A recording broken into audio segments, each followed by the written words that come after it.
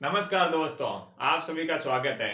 दोस्तों, हम लोग इंडियन ज्योग्राफी और वर्ल्ड ज्योग्राफी को साथ में लेकर चल रहे हैं। इसमें हम लोगों ने अभी तक लगभग काफी वीडियोस बना दिए हैं। आप लोगों ने अभी तक अगर वो वीडियो नहीं देखे हैं तो पहले आप उन वीडियो को आराम से स्टेप बाय स्टेप देख सकते हैं। आपके एग्जाम के सारे टॉपिक्स इस वीडियो के थ्रू कवर हो जाएंगे। आपको एनसीईआरटी पढ़ने की भी जरूरत नहीं पड़ेगी। बिल्कुल आसान भाषा में मैपिंग के माध्यम से आपको समझाए गए हैं, तो आप वो वीडियो देख सकते हैं। आज से दोस्तों हम लोग बात करेंगे भारत की जलवायु के बारे में। तो भारत की जलवायु में हम लोग ये समझेंगे कि भाई भारतीय जलवायु का क्या प्रोसेस है। अपन वर्षा देखते हैं, वर्षा का आगमन कैसे होता है, वर्षा का एंड कैसे होता है, उसके बारे में एक एक करके बात करेंगे पूरा डिटेल में दोस्तों। अगले 3-4 वीडियो में इसके बारे में बात करेंगे। तो आज के वीडियो हम लोग समझेंगे जो भारत की मानसूनी जलवायु है या उष्णकटिबंधीय जलवायु बोलते हैं, तो क्यों बोलते हैं, इसके बारे में बात करेंगे। तो ठीक है दोस्तों, सबसे पहले आपको पता है कि भाई जो भारत की जलवायु है वो किस प्रकार की जलवायु है। उष्ण कटिबंधीय मानसूनी जलवायु। भारत की जलवायु किस प्रकार की है? उष्ण कटिबंधीय मानसूनी जलवायु। तो दोस्तों इसमें आप लोग समझेंगे कि इसमें दो प्रकार के आपको शब्द दिख रहे हैं। एक तो आपको उष्ण कटिबंधीय भी दिख रहा है और एक मानसूनी भी दिख रहा है। तो इसका क्या तात्पर्य है कि भाई उष्ण कटिबंधीय है तो वो किस प्रकार है। सबसे दिक्कत आप लोगों को इसी वीडियो में आती है, या तो आपको ये टॉपिक अच्छे से समझ में आ जाता है, यूट्यूब पर बहुत सारे भर भर के छोटे छोटे वीडियो मिल जाएंगे, लेकिन दोस्तों इसका कॉन्सेप्ट समझना बहुत जरूरी है। अगर आपको एक बार समझ में आ गया तो आपको किस प्रकार किस टाइम का मौसम है, आपके बेसिक जीवन लाइफ में भी बहुत सारी चीजें आपके लिए यूजफुल हो सकती हैं। क्योंकि दोस्तों इसको समझना बहुत जरूरी है। एग्जाम के लिए तो इम्पोर्टेंट है ही है, लेकिन आपके व्यवहारिक लाइफ और लाइफ में भी बहुत काम कर, आप कुछ भी डिसीजन कुछ अपने खुद के हिसाब से अगर ये टॉपिक समझ रखा है तो आपके काम आ सकता है। तो बात करें दोस्तों, यहाँ पर आपको दो शब्द दिख रहे होंगे, क्योंकि भारत की जलवायु है अभी उष्ण कटिबंधीय मानसूनी जलवायु है, ठीक है ना।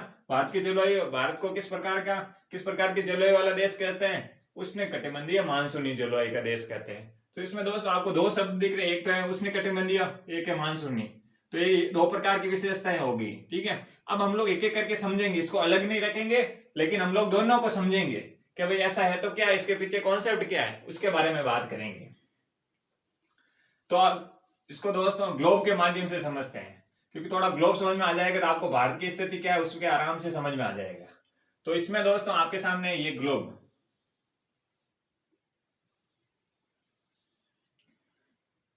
ये आपको पता है विषुवत रेखा है जो उत्तरी गोलार्ध और दक्षिणी गोलार्ध को बराबर भागों में बांटती है। ये अक्षांश 0 डिग्री अक्षांश रेखा है, ये हो गए अपन के विषुवत, ठीक है। और ये है जो अपन के 23.5 डिग्री कर्क रेखा, और ये 23.5 डिग्री मकर रेखा, ठीक है दोस्तों। ये आप सबको पता है, इसके मैंने अक्षांश और देशांतर का टॉपिक पढ़ा है, इसमें कर्क रेखा, मकर रेखा के बारे में, विषुवत रेखा, अक्षांश और देशांतर रेखाओं के बारे में डिटेल से बताएं, आप देख सकते हैं उसको।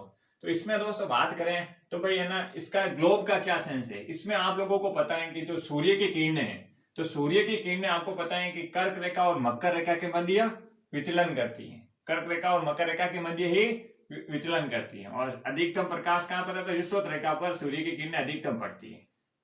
कहां पर? सूर्य की किरणें विषुवत रेखा पर अधिकतम पड़ रही है, ये आपको क्षेत्र पता है। बट इतना आपको ध्यान रखना है कि भाई इस ग्लोब में मैंने आपको पहले भी वीडियो में बताया, लेकिन थोड़ी बहुत स्थिति में अभी आपको बता, भारत की स्थिति है जो लगभग कुछ यहाँ है भारत की स्थिति, ठीक है। आपको पता है कि जो मैंने अभी बताया 23.5 डिग्री मतलब कर्क रेखा और मकर रेखा के बीच में सूर्य कभी उत्तरायण होता है, कभी दक्षिणायन होता है। सूर्य की किरणें कभी कर्क रेखा के लंबवत होती है तो कभी मकर रेखा के लंबवत होती है। तो जो ये क्षेत्र है ना, सूर्य की किरणें सीधी पड़ रही है, मतलब कहीं ना कहीं ये जो क्षेत्र है जो किस प्रकार का है? उष्ण कटिबंधीय। किस प्रकार का? उष्ण कटिबंधीय है। अब आप बोलोगे भारत का आधा हिस्सा है उष्ण कटिबंधीय, तो ये क्या दोस्तों, इसका भी हम लोग बात करेंगे। अभी आपको ये बेसिक कॉन्सेप्ट समझने से आपको पूरा समझने में आसानी होगी। तो अभी आपके सामने ये ग्लोब दिख रहा है, तो इसमें क्या हुआ? भारत की स्थिति ये है, ठीक है। और मैंने अभी आपको बताया जो कर्क रेखा और मकर रेखा के मध्य सूर्य कभी उत्तरायण और दक्षिणायन होता है, और सूर्य की किरणें कभी कर्क रेखा के लंबवत, कभी, ठीक है ना, मकर रेखा के मध्य। तो ये जो क्षेत्र कर्क रेखा और मकर रेखा के बीच का जो क्षेत्र है क्या है? उष्ण कटिबंधीय। ये जो आपको क्षेत्र दिख रहा है नहीं, क्या है? उष्ण कटिबंधीय, ठीक है। अब उष्णकटिबंधीय हो गई कर्क रेखा। कर्क रेखा आपको पता है कि भारत को दो बराबर भागों में विभाजित कर रही है। भारत को क्या कर रही है? दो बराबर भागों में, उत्तर और दक्षिण भागों में विभाजित कर रही है। लेकिन ये जलवायु विभाजक के रूप में कार्य करती है नहीं करती है, उसके बारे में भी बात करेंगे, वो अभी बात की बात है। अभी आप लोगों के सामने ये समझ में आ गया कि जो भाई आधा हिस्सा है भारत का, ये जो क्षेत्र है उष्णकटिबंधीय भाग के अंतर्गत आता है। क्योंकि मैंने आपको बताया 23.5 डिग्री और 23.5 डिग्री, मतलब 23.5 डिग्री कर्क रेखा और 23.5 डिग्री मकर रेखा, ठीक है ना। इन दोनों के मध्य जो भाग है वो उष्णकटिबंधीय है। क्योंकि दोस्तों यहाँ पर सूर्य की किरणें लंबवत होती है, सूर्य की किरणों का डायरेक्ट यहाँ पर प्रभाव होता है। क्लियर हो गया? इसलिए यहाँ का जो टेम्परेचर, उष्णकटिबंधीय का क्या मतलब हो गया, यहाँ का जो टेम्परेचर होता है, तापमान होता है, बहुत अधिक होता है। यहाँ पर समन प्रोसेस के माध्यम से भी यहाँ पर वाष्प का बनना, संघनन होना और लगातार यहाँ पर विषुवत रेखा के आसपास तो 12-12 घंटे पूरे दिन बारिश होती रहती है। क्योंकि दोस्तों यहाँ पर ऑब्वियसली आपको पता है तापमान अधिक रहेगा, तो तापमान अधिक रहेगा तो क्या होगा, भाप का वाष्पन की प्रोसेस ज्यादा रहेगी, तो फिर संघनन के माध्यम से बारिश होती रहती है। क्लियर हो गया? ये जो क्षेत्र है, तो अब हम लोगों ने ये तो बात कर ली, ये वाला जो आप लोगों को समझ में आ गया, जो भारत का जो दक्षिणी कर्क रेखा तक जो भी भाग है ये उष्णकटिबंधीय हुआ। तब आप बोलोगे सर भारत की जलवायु को तो हम लोग उष्णकटिबंधीय जलवायु बोल रहे हैं, ना कि संपूर्ण भारत को तो बोल रहे हैं, लेकिन स्थिति तो यहाँ पर शीतोष्ण कटिबंधीय वाली भी तो है। कैसे? अभी देखते हैं दोस्तों। ये है जैसे आपके सामने कर्क रेखा है, ये भाग हम लोगों ने समझ लिया, यहाँ तक तो उष्णकटिबंधीय है, ठीक है ना। लेकिन ये जो भाग है आपको पता है कि भाई ये कौन सा होगा, फिर अपन लोग पूरा भारत को उष्णकटिबंधीय बोलते हैं, लेकिन यहाँ पर तो आधा भाग ही अपन लोगों की कर्क रेखा के आसपास है। तो इसके लिए दोस्तों आप लोगों को मैं बता दूं, जो साइबेरिया और चीन से जो ध्रुवीय हवाएं आ रही है, कहां से? साइबेरिया और चीन से कौन सी ध्रुवीय हवाएं आती है, यहाँ से कुछ इस प्रकार इनका प्रवाहित होते हुए ये आती है यहाँ से। तो ये आपके सामने आ रही है दोस्तों, ये जो हवाएं आ रही है कौन सी? साइबेरिया और रूस से जो ध्रुवीय हवाएं हैं। तो ध्रुवीय हवाएं हैं तो क्या होगा, ये हवाएं हैं जो ठंडी है, क्योंकि ध्रुवों के आर से आ रही है, जो पहाड़ी इलाके वहां पर धूप का तो दूर की बात है, बहुत रेयर केस में, तो इसलिए उधर से आने वाली हवाएं क्या होगी, ठंडी होगी। तो ठंडी हवाएं होगी तो क्या होगा, यहाँ से जो ये हवाएं आ रही है, तो इन हवाओं का प्रभाव है ना भारत के ऊपर नहीं पड़ रहा है। कैसे? जैसे देखिए दोस्तों आपके सामने ये मैंने 3 हिमालय की श्रेणियों के बारे में, हिमालय के बारे में पढ़े हैं। तो हिमालय यहाँ पर क्या कर रहा है, इन हवाओं को रोक रहा है। भारत में ये जो शीतकाल में चलती है, जिस काल में भी चलती है, जो शीत हवाएं हैं, जो ठंडी हवाएं हैं, वो भारत में आने के प्रयास कर रही है, लेकिन जो हिमालय है इसका क्या कर रहा है, इसको रोक रहा है। तो इस हिमालय के कारण क्या हो गया, यहाँ पर भारत में ठंडी हवाएं प्रवेश नहीं कर रही है। समझ में आ गया? यहाँ पर क्या हो गया, भारत में ठंडी हवाएं प्रवेश नहीं कर रही हैं। ये तो आपको समझ में आ गया होगा। लेकिन दोस्तों इसमें आप लोगों को यह भी जानना है कि भाई जो हिमालय में ये प्रवेश नहीं कर रही हैं, जो शीतोष्ण हवाएं, मतलब किस प्रकार की हवाएं, शीतोष्ण, ये समझ में आ गया? ये आपको समझ में आ गया होगा कि भाई जो साइबेरियन हवाएं आ रही है, जो चीन से ध्रुवीय हवाएं आ रही है, वो ठंडी हवाएं, इसमें क्या कर रहा है, जो हिमालय आपके सामने दिख रहा है, तो ये क्या कर रहा है, ये रोक रहा है, इन हवाओं को रोक रहा है। तो इसके कारण क्या हो गया, जो भारत में, जो ये भारत का क्षेत्र है, जब हिमालय नहीं होता तो यहाँ पर क्या होगा, स्पष्ट रूप से क्या होता, शीतकालीन प्रभाव होता, इन हवाओं का प्रभाव होता है शीतकालीन, लेकिन स्पष्ट रूप से सर्दी नहीं होने का कारण क्या है, हिमालय की उपस्थिति। क्लियर हो गया? हिमालय की उपस्थिति के कारण भारत में स्पष्ट रूप से शीत ऋतु नहीं होती, स्पष्ट रूप से बिल्कुल ठंड, जो यहाँ का जो क्षेत्र में, जो तिब्बत और चीन के आसपास के एरिया में जो ठंड होती है ना, वो स्पष्ट रूप से भारत में नहीं होती है। क्लियर हो गया? तब आपको समझ में आ गया होगा कि भाई इसमें 2 प्रकार के क्वेश्चन बन सकते हैं। कैसे? एक तो आपको पता है भाई शीतोष्ण कटिबंधीय जो जलवायु है, शीतोष्ण जलवायु है, ठीक है ना, स्पष्ट रूप से भारत के उत्तरी भाग में स्पष्ट रूप से प्रभाव नहीं होता है। प्रभाव तो होता है, मतलब स्पष्ट रूप से प्रभाव नहीं होता है। तो क्या कर रहा है हिमालय क्या हो गया, जलवायु विभाजक का कार्य कर रहा है। तो अब अगर आपको एग्जाम में पूछ ले भारत की जलवायु विभाजक के रूप में या भारत की जो उष्णकटिबंधीय जलवायु विभाजक के रूप में कौन कार्य करता है, तो भारत में जलवायु विभाजक के रूप में हिमालय काम करता है। अब आपके दिमाग में ये आएगा, तो फिर ये भी साथ साथ आएगा कि कर्क रेखा हिमालय के भारत की जलवायु विभाजक के रूप में कार्य करती है। तब दोस्तों आपके गलत आंसर होगा, क्योंकि कर्क रेखा का जलवायु विभाजक से कोई रोल नहीं है।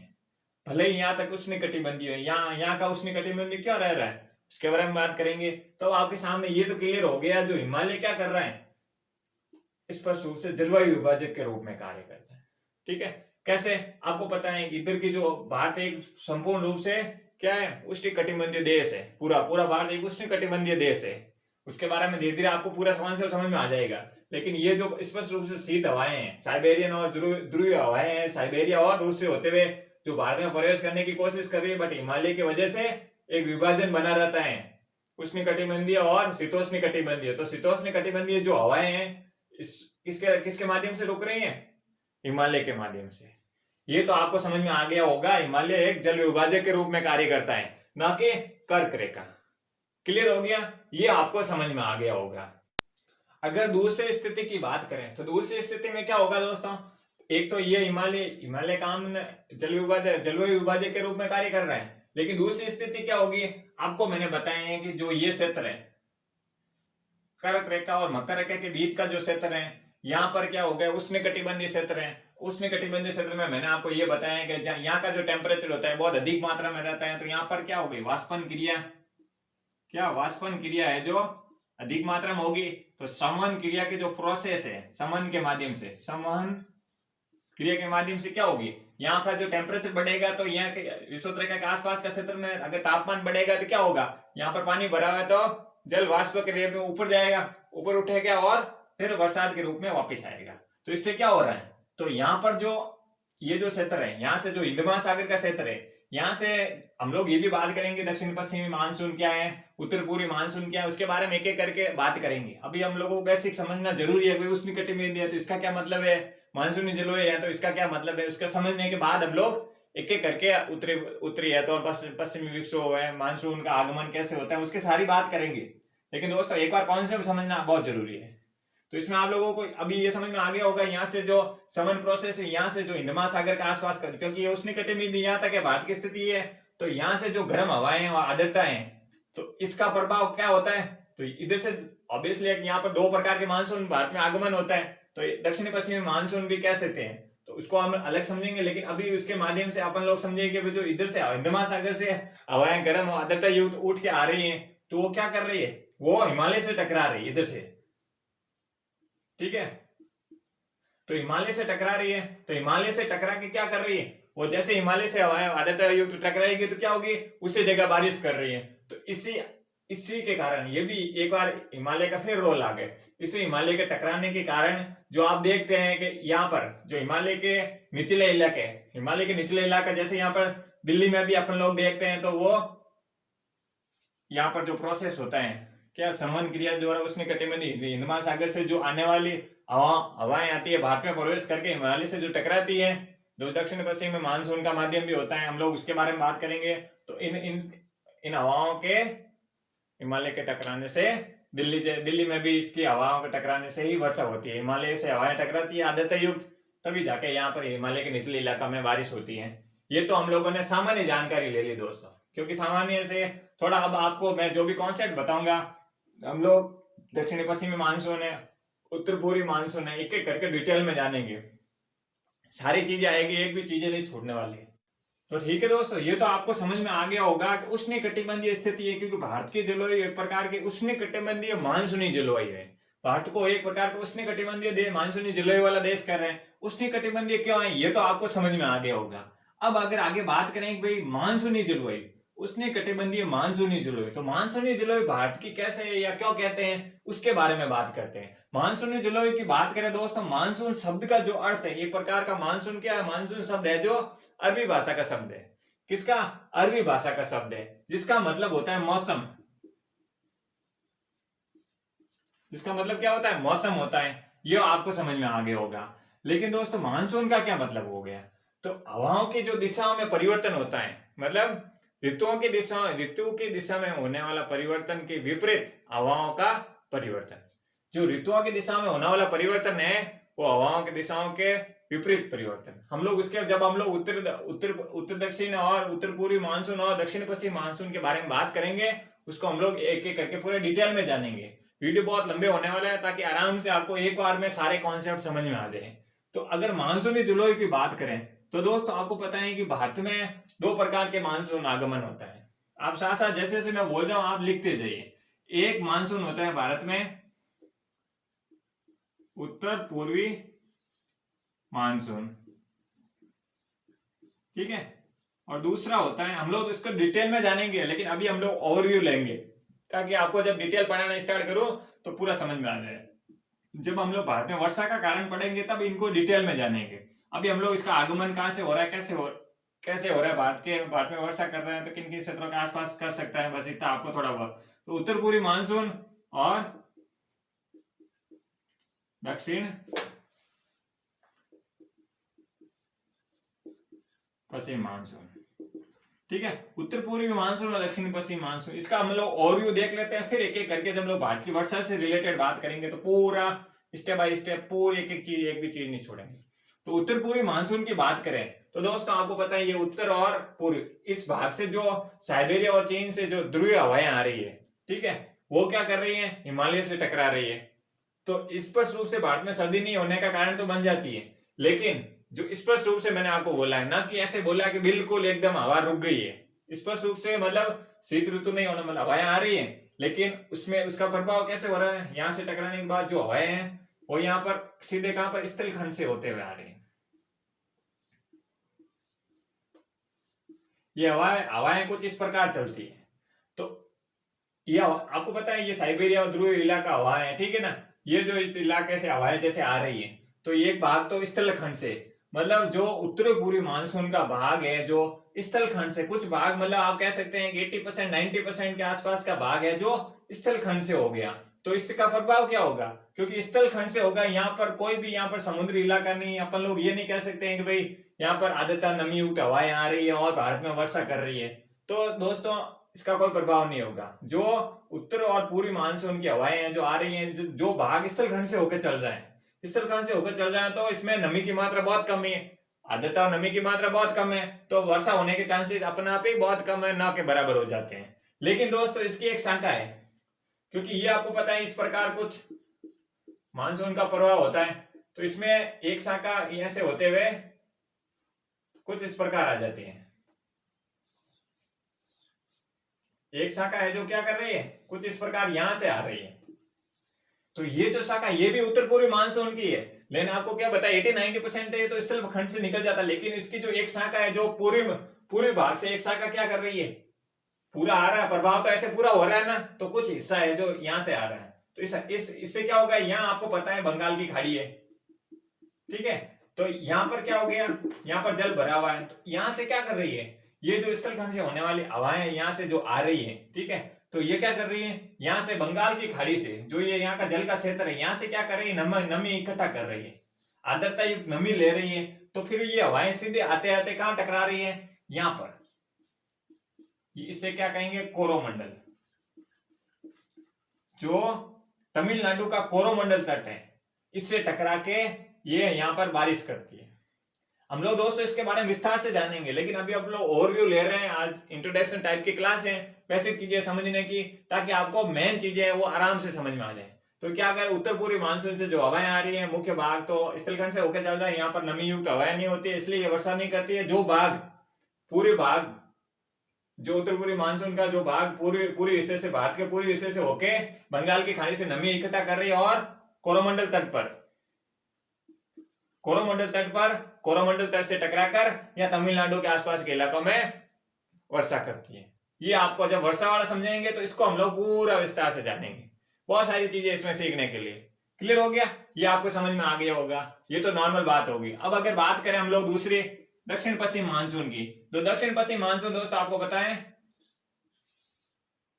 ये स्थिति है कुछ दक्षिण पश्चिम मानसून की। तो इसमें दोस्तों दक्षिण पश्चिम जो मानसून की शाखा है, यहां से आप लोगों को पता है सबसे पहले जो यहां से जो प्रवाह दक्षिण पश्चिम मानसून किस प्रकार आ रहा है, उत्तर की ओर प्रवाहित हो रहा है ना, उत्तर पूर्वी की ओर प्रवाहित हो रहा है, दक्षिण पश्चिम भाग से उत्तर पूर्वी की ओर प्रवाहित हो रहा है।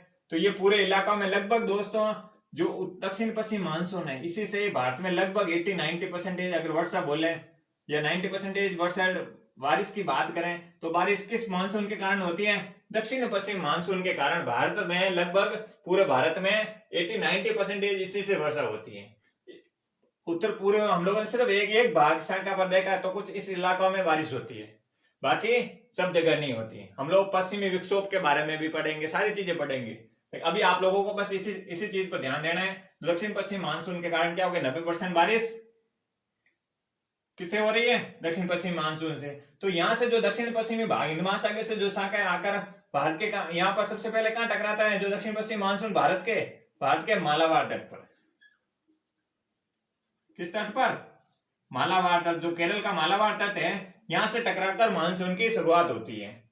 ठीक है, हम लोग उसके बारे में भी एक एक करके विस्तार से जानेंगे। अभी आप लोगों को वैसे ही इंट्रोडक्शन हो गया होगा, भारत की जलवायु किस प्रकार वर्क करती है, कैसा इसका प्रोसेस हो गया, ये तो आपको सामान्य जानकारी तो आराम से हो गई होगी। अब हम लोग अगले वीडियो में हम लोग भारत में वर्षा हो रही है, पश्चिमी विक्षोभ क्या होता है, उत्तर पूर्वी मानसून, दक्षिण पूर्वी मानसून का भारत में आगमन स्टेप बाय स्टेप करके किन किन राज्यों से संबंधित है, क्यों ITCG जोन क्या है, इसके बारे में पूरा विस्तार से जानेंगे। वीडियो लंबा नहीं हो, आपको थोड़ा थोड़ा करके पूरा समझना है एक बार में, ताकि आपको बार बार बुक्स खोलने की जरूरत नहीं पड़े। तो ठीक है दोस्तों, अगर आपको वीडियो अच्छा लगा हो तो प्लीज आप लाइक कीजिए, शेयर कीजिए, सब्सक्राइब कीजिए। थैंक यू दोस्तों।